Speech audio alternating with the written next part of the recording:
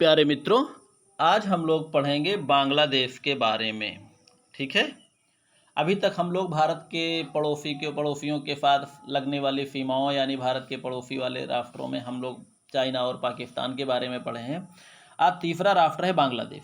देखिए, बांग्लादेश भी मित्रों ये कोई नया राष्ट्र नहीं है। इसके पहले हम आपको पाकिस्तान वाले चैप्टर में बता भी चुके हैं कि बांग्लादेश भी कोई अलग पार्ट नहीं है, ये भी भारत का ही एक भाग है, जो कि भारत पाकिस्तान के बंटवारे के समय पाकिस्तान के साथ रहा, यानी पूर्वी पाकिस्तान के नाम से पाकिस्तान बना, और वही पूर्वी पाकिस्तान के साथ पश्चिमी पाकिस्तान के भेदभावपूर्ण नीतियों ने इसे बांग्लादेश बनने पर मजबूर कर दिया, यानी अलग होने पर मजबूर कर दिया। जैसे अलगाव होता है ना घरों में मित्रों, जब कहीं ना कहीं भेदभाव किसी के साथ होता है या कोई लालची होता है तो उसी घर में विस्फोट होता है। तो उसी तरह यहाँ पर पश्चिमी पाकिस्तान की पूर्वी पाकिस्तान के साथ भेदभावपूर्ण नीतियों ने बांग्लादेश को अलग होने पे मजबूर कर दिया। यही शुरुआत में तो अलग फालतू कोई अलग करेगा नहीं। तो जैसे घर में अलग होने के पहले लड़ाई झगड़े होते हैं, कभी बार शांतिपूर्ण ढंग से अलग हो जाते हैं, कुछ विवाद होता है, वैसे वहाँ भी हुआ। ठीक है। चलिए, भारत की आज़ादी के बाद पाकिस्तान का एक भाग रहा पूर्वी पाकिस्तान, जो कि वर्तमान बांग्लादेश के नाम से जाना जाता है। इसका प्रारंभिक नाम पूर्वी पाकिस्तान रहा और सत्ता उस समय पश्चिमी पाकिस्तान के हाथों में रहती थी। भारत पाकिस्तान 1971 के युद्ध के बाद बांग्लादेश का जन्म हुआ। 6 दिसंबर 1971 को मान्यता दिया सबसे पहले भारत में। भौगोलिक दृष्टि से लगभग 3 तरफ से यह भारत से घिरा हुआ है। एक तरफ बंगाल की खाड़ी या समुद्री सीमा, एक छोटे से, बिल्कुल आप इसको मैप में देखेंगे तो बिल्कुल आपको एक छोटा सा भारत जैसा आकार आपको दिखेगा। पूर्वी पाकिस्तान के साथ भेदभावपूर्ण होने के कारण बांग्लादेश का जन्म हुआ। जन्म के समय सत्ता शेख मुजीबुर रहमान के हाथ में आई और यही शेख मुजीबुर रहमान जो कि बांग्लादेश में क्या बोलते हैं, पूर्वी पाकिस्तान के चुनावों में इनकी पार्टी थी आवामी लीग, इनको चुनाव में पूर्ण बहुमत मिला था। लेकिन सत्ता देने से पश्चिमी पाकिस्तान के तानाशाहों ने, जिसमें जनरल अयूब खान अयूब खान नहीं मित्रों, जहाँ पर जनरल यहिया खान आदि ने, जनरल यहिया खान, जुल्फिकार अली भुट्टो, इन सब ने जो है इन्हें सत्ता देने से मना कर दिया, जिसके कारण विवाद शुरू हो गया। ठीक है। जन्म के समय जैसे ही इसको मान्यता मिली, तुरंत सत्ता शेख मुजीबुर रहमान के हाथों में भारत ने सौंप दिया। इस समय तक दोनों देशों में एक प्रकार से भारत ने एक बांग्लादेश पर आह्वान किया था, उसको जो है नरसंहार जैसी घटनाओं से बचाया था, हत्याओं जैसी घटनाओं से बचाया था, हजारों लाखों करोड़ों महिलाओं को पश्चिमी पाकिस्तान के सैनिकों के साथ दुर्व्यवहार करने से बचाया था।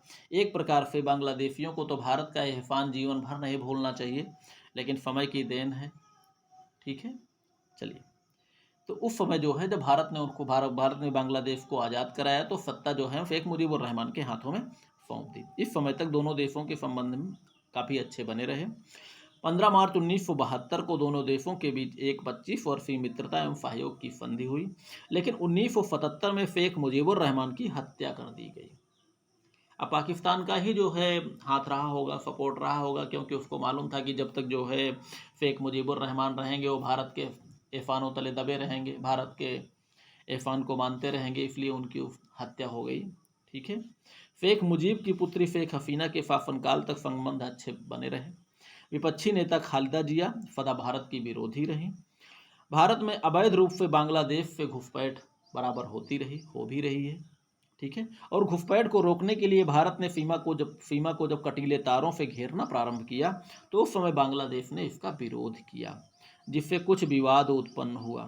एक प्रकार से दोनों के बीच में शरणार्थी का जो विवाद है रोहिंग्या के समान है। चकमा शरणार्थी की समस्या खास करके बांग्लादेश के और भारत के समय में चकमा शरणार्थी के नाम से जो विवाद है वही विवाद बना हुआ है, जो बांग्लादेश से जो भारत में घुसे हुए हैं, क्योंकि चारों तरफ भारत से घिरा हुआ है बांग्लादेश, तो ये बांग्लादेशी शरणार्थी चारों तरफ भारत की सीमाओं में घुसे हुए हैं और बाहर जा ही नहीं रहे हैं, क्योंकि उनको लगता है कि यहाँ हम ज़्यादा अच्छे हैं, सुरक्षित भी हैं। ठीक है। और भारत और बांग्लादेश के बीच में जो विवाद है वो गंगा जल बंटवारा विवाद, जिसे फरक्का जल विवाद, ये दोनों जो है भारत और बांग्लादेश के बीच में बने हुए हैं। न्यूमूर द्वीप विवाद का भी विवाद बांग्लादेश के साथ है। 30 बीघा गलियारा विवाद ये भी दोनों के बीच में है। और वर्तमान स्थिति ये हो गई है कि दोनों देश के सीमा पर आए दिन दोनों देश के सीमा सुरक्षा बलों द्वारा एक दूसरे पर गोलाबारी भी होती रहती है। ठीक है। और भारत के साथ बांग्लादेश की सबसे लंबी सीमा है, वो है 4095 किलोमीटर लगभग, जो कि भारत और अन्य देशों के मुकाबले सबसे लंबी अंतर्राष्ट्रीय सीमा है, जो कि भारत के साथ लगी हुई है। बांग्लादेश भी मुस्लिम देश होने के कारण कुछ पाक समर्थक कट्टरपंथी राजनेता एवं जनता वहां पर मौजूद जरूर होंगे। उन्हीं की वजह से बांग्लादेश में भारत विरोधी कार्यवाहियां चल रही हैं। अन्यथा बांग्लादेश को तो भारत का ऋणी होना चाहिए, जिन परिस्थितियों में बांग्लादेश को भारत ने बचाया था। भारत को बांग्लादेश की उत्पत्ति से प्रत्यक्ष लाभ यह है कि पाकिस्तान की शक्ति आधी हो गई और बाकी वर्तमान बांग्लादेश ने भी भारत का कोई एहसान नहीं मानता। भाई भारत को लाभ सिर्फ इतना ही हुआ है क्योंकि बांग्लादेश भारत का एहसान नहीं मानता। भारत के साथ बहुत सारा विवाद जो हम पढ़ चुके हैं, तिब्बीरा गलियारा विवाद, फरक्का विवाद, गंगा जल बंटवारा विवाद, न्यूमूर द्वीप विवाद, और ये सारे बहुत सारे विवाद भारत और बांग्लादेश के साथ भी हैं। सीमा पर आए दिन गोलीबारी भी होती रहती है। यानी एहसान भले नहीं मानता, लेकिन कम से कम इतना भारत को लाभ जरूर मिला है कि उसने पाकिस्तान की ताकत को आधा कर दिया। भाई बांग्लादेश और पाकिस्तान कभी अगर साथ में लड़ते भारत के साथ, और चारों तरफ इधर बांग्लादेश चारों तरफ युद्ध छेड़ देता, उधर जो है पूरी पश्चिमी क्षेत्र में पाकिस्तान युद्ध छेड़ देता, तब तो भारत के लिए प्रॉब्लम हो जाती किन किन सीमाओं पर ये लड़ता। लेकिन कम से कम इससे ये अवश्य है कि पाकिस्तान एक साथ कई सीमाओं पर युद्ध नहीं कर पाएगा। ठीक है। जरूरी नहीं है कि बांग्लादेश भारत से युद्ध करे, बांग्लादेश इतना बड़ा नहीं है, इतनी औकात इतनी ज़्यादा नहीं है, लेकिन पाकिस्तान की शक्ति आधी जरूर हो गई, यही भारत को लाभ है। ठीक है। आगे हम पढ़ेंगे मित्रों नेपाल। नेपाल ये भी भारत से लगा हुआ एक हिंदू राष्ट्र है। देखा जाए तो विश्व का एकमात्र हिंदू राष्ट्र। हालांकि हिंदू जनसंख्या हमारे यहाँ जरूर ज़्यादा है, लेकिन फिर भी हम हिंदू राष्ट्र के रूप में नहीं जाने जाते मित्रों, हम धर्मनिरपेक्ष राष्ट्र के रूप में जाने जाते हैं। ठीक है। लेकिन नेपाल ये विश्व का एकमात्र हिंदू राष्ट्र है। ये एक पहाड़ी राज्य है जिसकी भारत के साथ सीमा लगभग 1600 से 1700 किलोमीटर है। ठीक है। भारत एवं चीन के बीच अंतस्थ राज्य जिसे हम लोग बफर स्टेट कहते हैं। बफर स्टेट वो राज्य होता है मित्रों जो दो शक्तिशाली राज्यों के बीच में, दो शक्तिशाली राष्ट्रों के बीच में अगर एक छोटा सा राज्य पड़ता है, छोटा सा राष्ट्र पड़ता है, तो जो कि दोनों देशों के साथ बराबर संबंधों को बनाए रखकर अपनी सुरक्षा व्यवस्था को निर्धारित करता है, उसे हम लोग बफर या अंतस्थ राज्य कहते हैं। ठीक है। प्रारंभ से लेकर 2001 तक नेपाल में राजशाही शासन रहा। इस काल में भारत के साथ संबंध अच्छे बने रहे। बीच बीच में संबंधों में उतार चढ़ाव लगा रहा, वो भी नेपाल में चीनी समर्थन को लेकर। मित्रों, चूंकि भारत दोनों देशों के बीच में है, तो कहीं ना कहीं एक वर्ग ऐसा भी होगा जो चीनी समर्थक वर्ग, चीन का भी घुसपैठ उसमें जरूर हुआ होगा, जिसे कम्युनिस्ट पार्टी नेपाल में भी है, तो इसका मतलब चीनी समर्थक वर्ग भी नेपाल में एक तैयार है। ठीक है। बाकी भारत के साथ हिंदू राष्ट्र होने के कारण भारत के साथ तो संबंध अच्छे बराबर रहे हैं। ठीक है। 2001 तक नेपाल में राजशाही रहा, यानी राजाओं का शासन, नेपाल नरेश का राज्य चलता रहा वहाँ पे। लेकिन 2001 में राजशाही हत्याकांड की एक ऐसी घटना हुई जिसमें नेपाल नरेश महाराजा वीर विक्रम शाहदेव की सपरिवार हत्या हो गई। यहाँ तक कि उनके रिश्तेदारों में भी कोई नहीं बचा था। उनके छोटे भाई ज्ञानेंद्र बचे थे, ज्ञानेंद्र का पुत्र एक बचा था, और इसीलिए बाद में ज्ञानेंद्र को राजा बनाया गया था। लेकिन बहुत दिनों तक ये सफलतापूर्वक कार्यवाही नहीं कर पाए, और अंत में जो है वहाँ पर भी प्रजातंत्र व्याप्त हो गया। ठीक है। हाँ, संबंधों में अब जो उतार चढ़ाव आता है वो भी नेपाल की सरकार, वर्तमान सरकार जब चीनी समर्थन के प्रभाव में रहती है तो भारत विरोध करती है। ठीक है। अभी हाल में देखे होंगे आप, जो है नेपाल के प्रधानमंत्री जो वहाँ के थे, वो भारत को आंख दिखा रहे हैं। भारत के सामने औकात कुछ नहीं है, लेकिन भारत के साथ भारत को आंख दिखा रहे हैं। बताइए। ब्रिटिश काल से ही नेपाली गोरखा भारतीय सेना में भर्ती किए जाते थे, और प्रारंभ से नेपाल की सुरक्षा भारतीय सेना ही करती रही है। भाई अभी भी देखा जाए तो नेपाली गोरखाओं की भर्ती भारतीय सेना में होती है। ये पूर्व ब्रिटिश काल से ही ये परंपरा चली आ रही है। नेपाल कभी कभी पड़ोसियों के बहकावे में आकर भारत विरोध भी करता रहा है। भारत नेपाल के बीच सदा खुली सीमा रही है, कोई भी बेरोक टोक इधर उधर आ जा सकता था। 2001 में राजशाही हत्याकांड में महाराजा नेपाल नरेश वीरेंद्र वीर विक्रम शाह की सपरिवार हत्या के बाद राजशाही में स्थायित्व तो नहीं रहा। बीच बीच में नेपाली सत्ता चीन समर्थित माओवादियों या कम्युनिस्टों के हाथ में आती जाती रही, जिससे भारत नेपाल संबंधों में उतार चढ़ाव आते जाते रहे। चीन पहले से ही नेपाल में अपनी जड़ें जमाना चाहता था। उसने नेपाल में अवैध घुसपैठ कर माओवादी आंदोलन को शक्तिशाली बनाया था। वर्तमान नेपाल में राजशाही समाप्त हो चुकी है, प्रजातंत्र स्थापित हो चुका है, सत्ता पर माओवादी काबिज हैं, ठीक है। लेकिन अब खुली सीमा भी खतरे से खाली नहीं है। प्रत्यक्ष नेपाल से भारत को कोई खतरा नहीं है, परंतु नेपाल के रास्ते खुली सीमा से होकर भारत के पड़ोसी शत्रु भारत में प्रवेश कर सकते हैं। बहुत सी घुसपैठ हो भी रही है, क्योंकि शुरुआत में जो पाकिस्तान ने रवैया अपनाया था भारत में घुसपैठ का, वो नेपाल के रास्ते ही अपनाया था। इसी तरह चीनी नागरिक भी चीन भी अपनी घुसपैठ अगर करता है तो नेपाल के रास्ते ही करता है।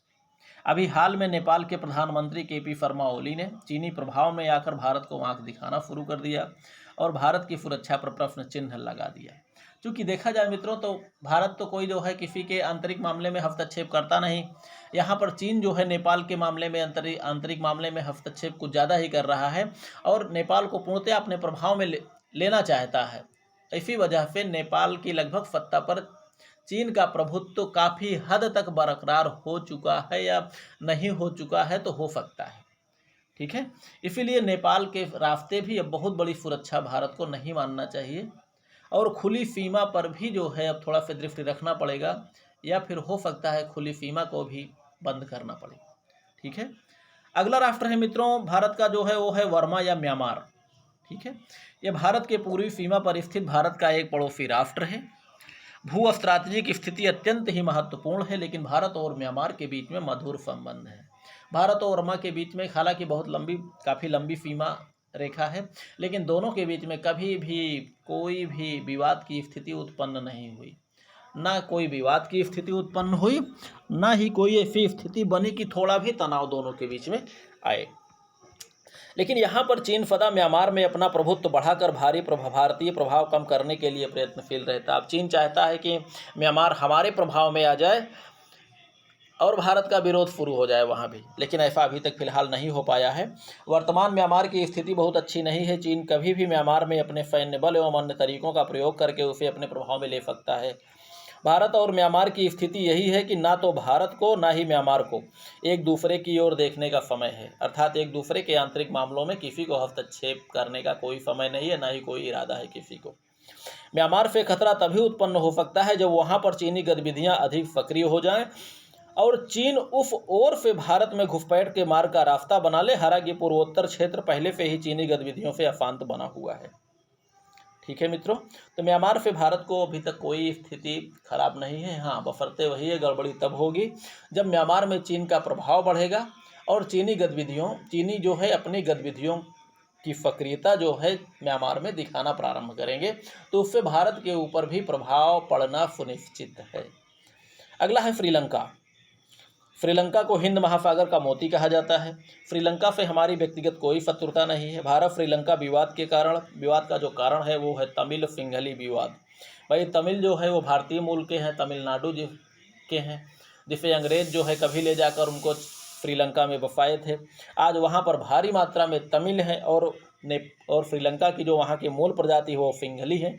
तो सिंघली और तमिलों में एक प्रकार से काफ़ी विवाद चलता रहता है।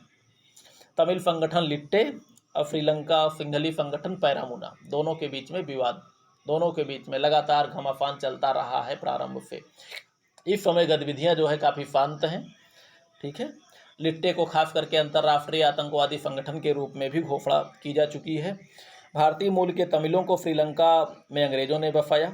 भारत के साथ श्रीलंका भी आज़ाद हुआ। श्रीलंका की आज़ादी में 74% सिंघली एवं लगभग 18% तमिल एवं 8% अन्य जातियां हैं। तमिल सिंघली विवाद नागरिकता के प्रश्न पर है। तमिलों के साथ श्रीलंका सरकार भेदभावपूर्ण नीति अपना रही है।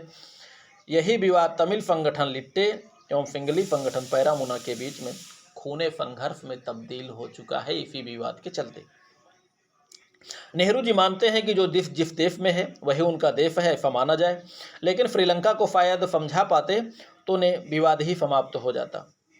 नेहरू कोटलेवाला एवं शास्त्री भंडार नायक के समझौते से भी कोई हल नहीं निकल पाया। श्रीलंका सरकार एवं तमिलों के अधिकारों का हनन लगातार होता रहा। इसी कारण श्रीलंका सरकार संबंध श्रीलंका और भारत संबंध बीच बीच में खराब होते रहे। 1987 में भारतीय शांति सेना का प्रयास था, लेकिन बेहद दुखद हुआ और उसी कार्यवाही से हमारे प्रधानमंत्री श्री राजीव गांधी की हत्या भी हो गई। 1991 में लिट्टे द्वारा भारतीय प्रधानमंत्री श्रीमती राजीव गांधी की हत्या हुई और वर्तमान समय में दोनों देशों के संबंध सामान्य ही बने हुए हैं। लिट्टे संगठन भी कमजोर एवं मृतप्राय सा हो गया है। मित्रों, एक प्रकार से देखा जाए तो भारत श्रीलंका का संबंध आज से नहीं है, ये हमारे महाकाव्य काल से ही है। जब रावण ने माता सीता का हरण किया था, उसके बाद भारत में महाराजा क्या बोलते हैं भगवान राम ने श्रीलंका और भारत के बीच में सेतु बनाकर बानरों की सेना लेकर चढ़ाई कर दी थी और वहाँ पर जो है अपने द्वारा समर्थित उन्होंने विभीषण की सरकार स्थापित की थी। उस समय तक भारत और नेपाल के भारत और श्रीलंका के संबंध काफ़ी अच्छे ही रहे होंगे।